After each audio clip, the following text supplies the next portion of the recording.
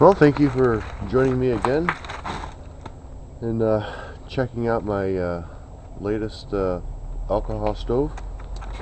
This one's it's the same, but it's different. Let me show you what I've got. It's a Wick stove,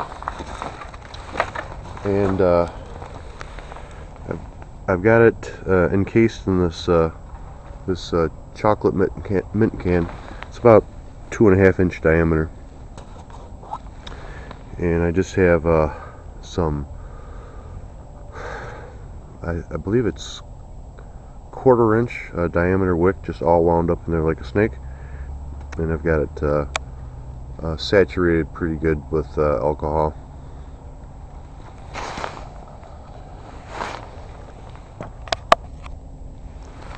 Those of you new to this, we're in Michigan. It's January the 18th, 7:30 at night.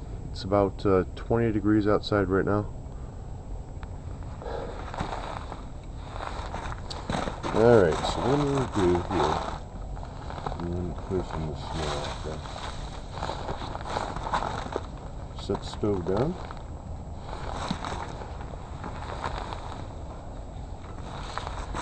Get my pot stand on there. It's a special pot screen. I'll show you why in a second.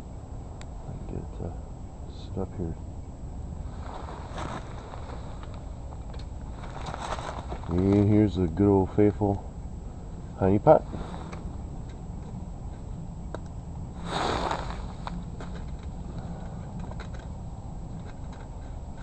Wants to dig into the snow on one side. I can't have that for a reason I'll show you soon.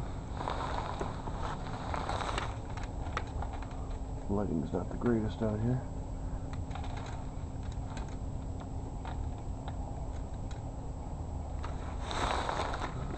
That's too tough.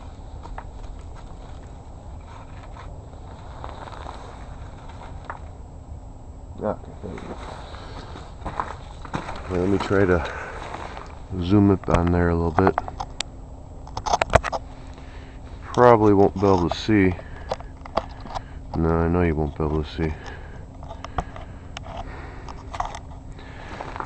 Right down here, I've got a little slit cut in the hardware cloth, and that's going to be for my simmer ring.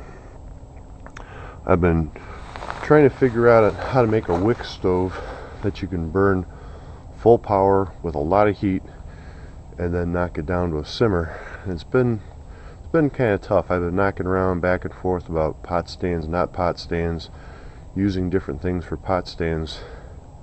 But at least with this setup with the hardware cloth, I can cut a small slit at the bottom, not compromise the stability or strength of the hardware cloth, and I can insert the simmer ring. And the simmer ring, just real basic. I just opened up a can of Coke and cut out that diameter with a little handle on the end. And when I want it to simmer, I'm going to slip this inside, and it's going to knock the flame right down to pretty much just about any height you want. Although this is my first real trial of it outside. Well, let me get this thing fired up. It boiled a pint of water in the house in 5.5 minutes. I know it's a lot colder out here. So, let's see if I can get this thing fired up. Starts up right away. Oh, let me get the timer going.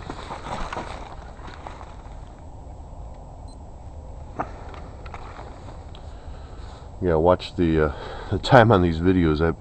Last time I posted my video, I got burned because it exceeded the 10-minute length on YouTube. I was playing heck trying to edit my video down to something under 10 minutes and make it still sound complete. So we're set, we're running. I'm going to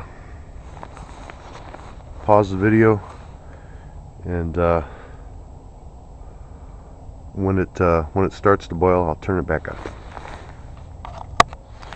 Okay, we're back. It is, I don't know if you can see that or not, it's going on 5.5 minutes, and starting to hear some activity. You can see this sucker really puts the heat out. It's got a massive flame in there.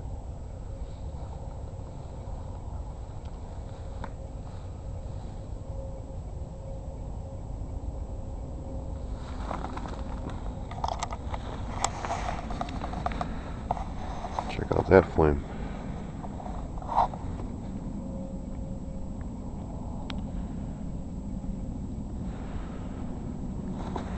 It's starting to fog up a little bit.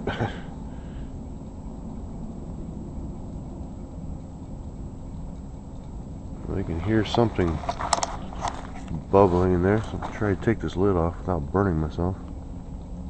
That might be the only drawback. And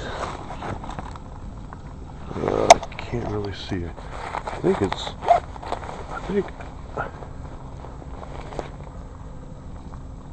yep, rolling boil right there. So it's been a boil for a little bit. Let's see if I can get my camera on my watch here. Sorry for the apparent earthquake it looks like we're having here in Michigan. But it's there we go. So I don't know, I'm thinking it's probably started boiling at right around 6 minutes. So that's when I started hearing the noise.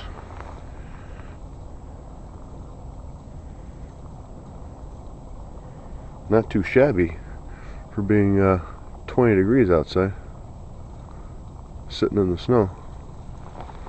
Okay, let me show you the simmering that I was talking about earlier, which I think is the neatest point of this stove. Take my windscreen off there. Let's see how well this thing actually works. So I got a little slot in here. And you slip this inside there. Look at that. That's pretty slick. Knocks that flame right down. Slide it in even further. Darn near smother it.